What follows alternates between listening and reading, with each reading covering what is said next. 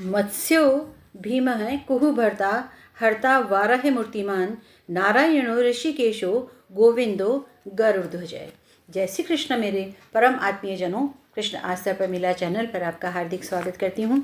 और आज हम कार्तिक महात्म्य के 6ठे अध्याय वेदों का पुनरुद्धार पर बात करते हैं।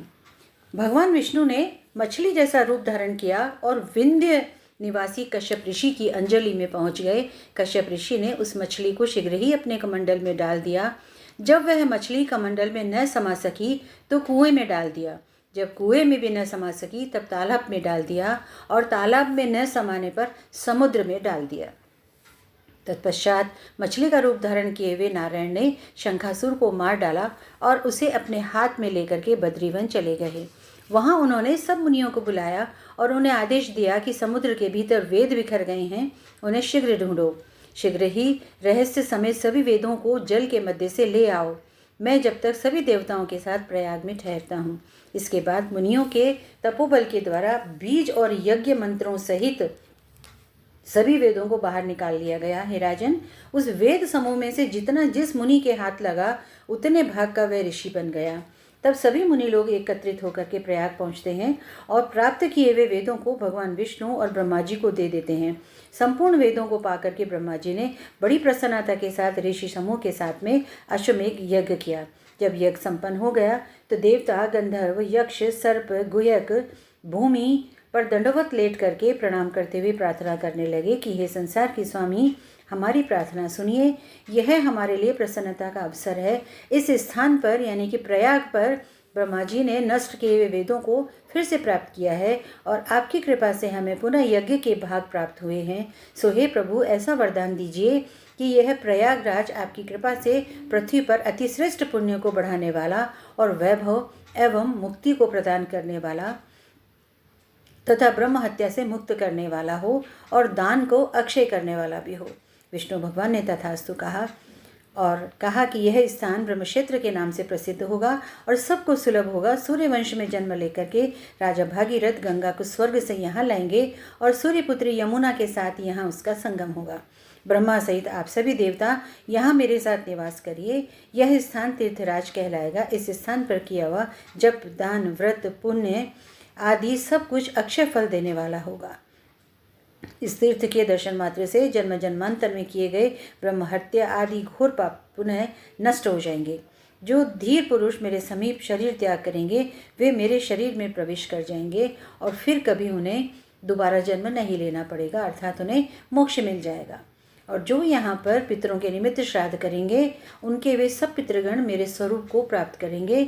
यह समय यानी कि प्रातःकाल का समय मनुष्यों के लिए महापुण्य देने वाला होगा।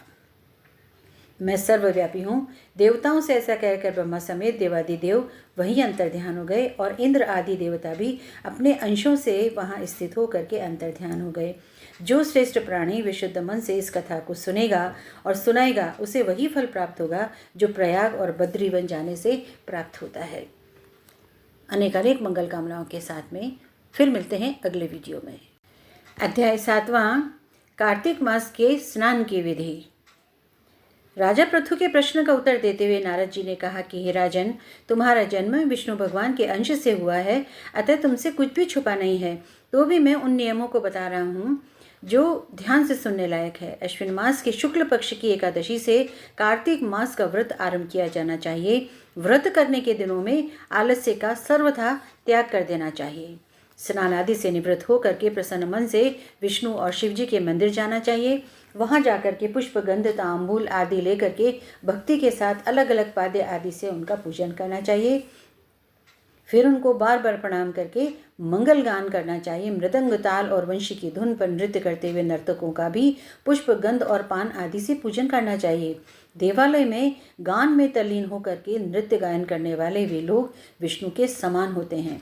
सतयुग आदि में तो तप, यज्ञ और दान से भगवान को प्रसन्न किया जाता है, पर कलयुग में केवल नाम स्मरण से ही भगवान को प्रसन्न किया जाता है। भगवान ने कहा कि हे नारद, न मैं वैकुंठ में रहता हूँ, न योगियों के हृदय में निवास करता हूँ। जहाँ पर मेरे भक्त मेरा गुणगान करते हैं, मैं वहीं पर रहता हूँ। मैं अपने पूजन से उतना प्रसन्न नहीं होता जितना कि तब होता हूँ जब मेरे भक्तों की गंध, पुष्प आदि से पूजा की जाती है। मेरी पौराणिक कथाओं को सुनकर या मेरे भक्तों के गायन को सुनकर जो मूर्ख लोग निंदा करते हैं, मैं उनसे कभी भी प्रसन्न नहीं रहता हूँ। हे सुरेश्वर, इसके बाद हमें प्रार्थना करनी चाहिए कि हे सुरेश्वर, ना मैं मंत्र जानता हूँ, ना मैं पूजन की क्रिया जानता हूँ, ना ही मुझ में भक्ति है। अतः मुझसे जैसी पूजा अर्चना बन सकी है मैंने आपको अर्पित की है, आप उसे स्वीकार करें। इसके बाद मंदिर की परिक्रमा करके दंडवत प्रणाम करके पुनः क्षमा याचना करते हुए गायन आदि को विश्राम देना चाहिए। जो मनुष्य कार्तिक मास की रात्रि में विष्णु तथा शिव भगवान का विधि पूर्वक पूजन करेंगे वे अपने पुरखों सहित पापों से मुक्त होकर के विष्णु लोक को जाएंगे। जो कार्तिक मास करने वालों का दर्शन कर लेते हैं, वैष्णव जनों का दर्शन कर लेते हैं, उनको भी कार्तिक स्नान के बराबर पुण्य फल प्राप्त होता है। अनेक अनेक मंगल कामनाओं के साथ मिलते हैं अगले वीडियो में। जय श्री कृष्ण।